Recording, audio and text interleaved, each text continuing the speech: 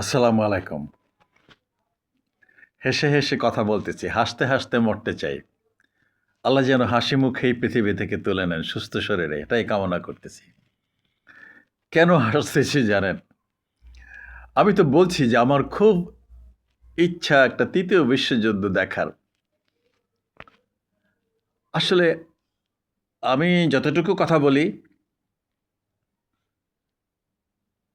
কয়টা বিমান হামলা করছে, কতজন কি কি বোমা ফেলছে, কিভাবে খোমেনি মারা গেছে, তার পাশে কে ছিল, কারা তথ্য দিছে, কিভাবে প্রিসাইজলি হামলা করছে, এইসব আমার বিষয় না। আমার বিষয়টা হলো অ্যাকচুয়ালি নীতি নৈতিকতা বা নিয়ম কানুন কতটা পারমিট করে এই সারা পৃথিবীর সার্বিক অবস্থা এবং এই বাংলাদেশেরও তো কথা প্রসঙ্গে এসে যায়, কান টানলে যেমন মাথা আসে যে এই রাষ্ট্রটা আজকে দেখলাম একজন গবেষক বলতেছে খুব ভালো একটা অনলাইন পোর্টালে ফেস দ্য পিপলে, আমি নামটাই বলতেছি, ওনারা গবেষণা করে বাইর করছে যে এই ইরানের কি হবে বা কি কেন এই যুদ্ধটা হচ্ছে। তা আমি ওখানে কমেন্টস করলি, বেশ বড় একটা কমেন্টস করলাম যে বাংলাদেশ নিয়ে ওনারা গবেষণা করতে পারে না। এটা একটা গজবের দেশ, কেন গজব যায় না বাংলাদেশ থেকে? কি হচ্ছে এই দেশে?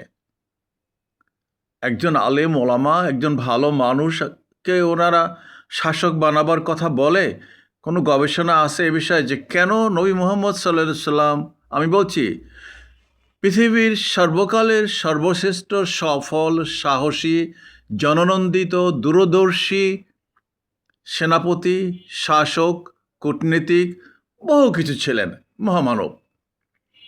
ওনার সামনে দাঁড়াবার মতন, ওনার সাথে তুলনা করার মতন পৃথিবীর ইতিহাসে কোনো মহামানব, কোনো শাসক, কোনো কূটনীতিক নাই। আমি বহুবার বলছি, আপনারা নতুন পুরাতন প্রজন্ম যাই থাকেন না কেন, যদি থাকে একজন সেই আলেকজান্ডার, যারা যারা ছিল সেই সময় হাজার বছর সম্রাট অশোক অমুক তমুক, তো হাজার বছরের আগে, আরও বহু বছরের আগে, এবেন কি যীশু খ্রিস্টের আগেও, যে থাকে একজনকে সামনে নিয়ে আসেন যিনি একটা পৃথিবীকে বদলে দিয়েছিলেন, একটা পৃথিবীকে ঝাঁকুনি দিয়ে বদলে দিয়েছেন, আমূল পরিবর্তন করে ফেলছেন। কেউ আছে ওনার সাথে সমতুল্য? ওনার যে চরিত্র, ওনার যে মন মানসিকতা, উনি যেভাবে মদিনা শাসন করেছেন আজ থেকে 1400 বছর আগে, যেখানে বারবার বলছি যে বাঘে মহিষে এক ঘাটে পানি খেত, সেখানে ইহুদি খ্রিস্টান নাচারা একেবারেই বিশ্বাস ছিল না, সেরকম বহু লোক ছিল সেখানে, কিন্তু তাদের ভিতরেও একটা সম্প্রীতি গড়ে তুলছেন। উনি এমন এক আদর্শ শাসন ব্যবস্থা দিচ্ছেন যে তার বিরুদ্ধে কথা বলার মতন কেউ ছিল না।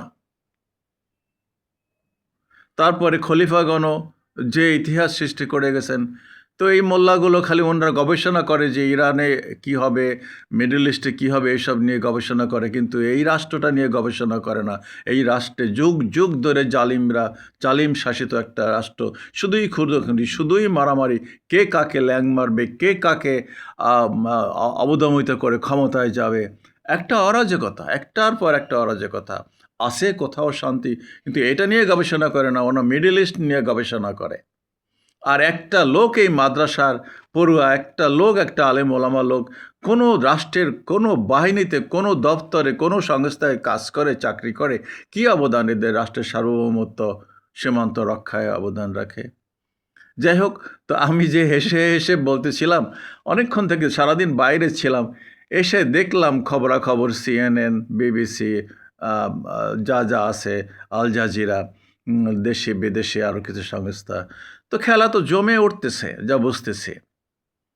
বিমান, ওদের ওদের ফাইটার জেট F-15 না 16 ওগুলা ক্র্যাশ করছে কিভাবে দেখলাম। এখন ওরা বলতেছে ফ্রেন্ডলি শুটিংয়ে, মানে আত্মঘাতী হামলায় ভাঙছে, যেভাবে হোক এই হয়েছে। আর ইরান তো দেখতেছি যে সৌদি আরবে আরামকো, সবচাইতে বড় যে তেল রিফাইনারি, সেখানে আঘাত হানছে। আর কুয়েত টুয়েতে তো ইয়াতে দ্যাট ইজ ইসরায়েলে তো হামলা করছেই। তো আমি মনে করি যে ইরানের আসলে এখান থেকে পিছপা হওয়া উচিত না, হবে কি না আমি সেটা জানি না। এটা আসলে একটা দেখে ছাড়া উচিত। হয় বেঁচে থাকবো আর না হলে মরে যাব। কারণ এই দীর্ঘদিন থেকে এটা একটা যন্ত্রণা। আর যদি ইরান বেঁচে যায়, বেঁচে যায় মানে কি, যদি মানে এটা দীর্ঘমেয়াদী যুদ্ধ 20 বছর 25 বছর, আমি তো বলছি 50 বছর মেয়াদী যুদ্ধ হওয়া উচিত। এই বাংলাদেশের স্বাধীনতার যুদ্ধ, এটা তো স্বাধীন করে দিছে আরেকটা দেশ গায়ে পড়া। যদি 2 বছর 3 বছর কন্টিনিউ করতো, আমরা নিজেরা স্বাধীনতা যুদ্ধটা করতাম, আমরা স্বাধীনতা অর্জন করতাম, তাইলে এখানে ওই 30 লক্ষ লোক তো মারা যায় না, 30,000ও মারা যায় না, এত লিস্ট করে না কেন। 30 লক্ষ লোক যদি সত্যি প্রাণ দিত, তাহলে আমরা বুঝতাম আসলে স্বাধীনতার মর্যাদা। কিন্তু এখানে তো বলছি তো, এই রাষ্ট্রে তো জন্মের ভিতরে সমস্যা আছে। যাই হোক, ভিন্ন প্রসঙ্গ। আমি তো বলছি, কেউ তো চ্যালেঞ্জ করে না। চ্যালেঞ্জ করলে তো আসো আমাকে, আমি বুঝাই দেই কীভাবে সমস্যা আছে। একটা কথাই তো বললাম, 16ই ডিসেম্বর কই ছিল আমাদের সেনাপতি? আছে কোনো উত্তর? কেন মুক্তিযোদ্ধাদের সঠিক লিস্ট করতে পারে না? কেন শহীদ পরিবার বা কারা শহীদ হয়েছে তাদের নাম নাই ইতিহাসের পাতায়? জবাব নাই, কারো নাই। সব ইতিহাস বিকৃত, অতিরঞ্জিত, মিথ্যা। যাই হোক, তো মিডল ইস্টে আমি যা দেখতেছি, খবরাখবর যা দেখলাম এতক্ষণ, তাতে মনে হচ্ছে যুদ্ধ বা দিল রে নগরে বোধহয় এরকম কিছু একটা আর কি। সো দেখতে চাই কতদূর যেতে পারে, কতদূর যায়, ইরান টিকে থাকে কি থাকে না। আমি তো বহুবার বলছি ইরানের কুলখানি দিচ্ছে, ইরান তো খতম। আয়াতুল্লাহ খোমেনি এরকম 100 জন মারা গেল। ওই চেঙ্গিস খান আমলে তো বলছি যে কত লক্ষ, কত মিলিয়ন মানুষ মারা গেছে, 10 মিলিয়ন 15 মিলিয়ন মানুষ মারা গেছে। ইরাক যুদ্ধ চলছে, ইরান যুদ্ধ চলছে 8 বছর। সো কোনো ব্যাপারই না, এটা মামুলি। হেসেই বলতেছি, আরও প্রকট আকার ধারণ করে বলছি তো। ওই কয়টা বিমান মারছে, কয় যুদ্ধ জাহাজের উপর আক্রমণ করছে, ওটা আমার বিষয় না। আমার বিষয়টা হলো নীতি নৈতিকতার একটা জাতি মানসিকভাবে কতটা দৃঢ়চেতা হলে তারা সমস্ত মিডল ইস্টের সমস্ত দেশ ইরানের বিরুদ্ধে, সমস্ত মুসলিম দেশগুলো ইরানের বিরুদ্ধে। ইরান এগিয়ে যাচ্ছে, তোরা এগিয়ে যা, একটা ফ্রেন্ডলি সম্পর্ক বজায় রাখ, মুসলিম উম্মার ভিতরে একটা জগৎ গড়ে তোল, একটা ঐক্যবদ্ধ শক্তি, যে না, আমরা কেউ কাউকে আক্রমণ করব না, কেউ আমাদের দুশ্মন না, কেউ আমাদের খারাপ দূরের না, উই আর অল ব্রাদার্স। একটা ন্যাটো গড়ে তোল। ওয়াইসি তো আছে, এটা তো একটা হিজরা সংস্থা। পারে না? নতুন প্রজন্মকে জিজ্ঞেস করছি, পারে না? সদিচ্ছা থাকলে সবই সম্ভব। না, এখানে তো কেউ অস্পৃশ্য নয়। যে হিন্দুদের ভিতরে তো অস্পৃশ্য আছে, আমাদের ভিতরে তো কোনো অস্পৃশ্য নাই। নাপিত ধোপা মুছে কিন্তু মিডল ইস্টে তো কেউ এই মোল্লারা তো কেউ তোর সাথে জান্নাতেও যাইতাম না। এটা তো স্পষ্ট বলি। ওই বিদেশে যারা আছে ওদেরকে বলে তুই তো কুলি কামলা মেথর। এই হলো এদের বয়ান, এদের এক একজনের চেহারা, এক একজনের বক্তব্য। ওই যে বলে 150টা এ গ্রেডের সিট ওনাদের। ফাইজলামি। আরে বেটা, তুই ডক্টর শফিককে বলতি, আপনি বড় ভাই, আসেন আমরা বড় ভাই ছোট ভাই 2 ভাই মিলে আমরা এই রাষ্ট্রটাকে একটা গুণগত পরিবর্তন করি না।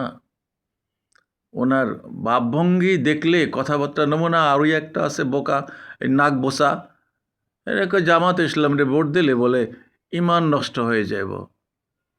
আর একটা ওয়াজ করে, ইমান বিকাই বানা, দেশ বিকাও, চরিত্র বিকাও, কোনো সমস্যা নাই, সার্বভৌমত্ব বিকাও, কিন্তু ইমান বিকাইবা না, ইমান খুব বড়।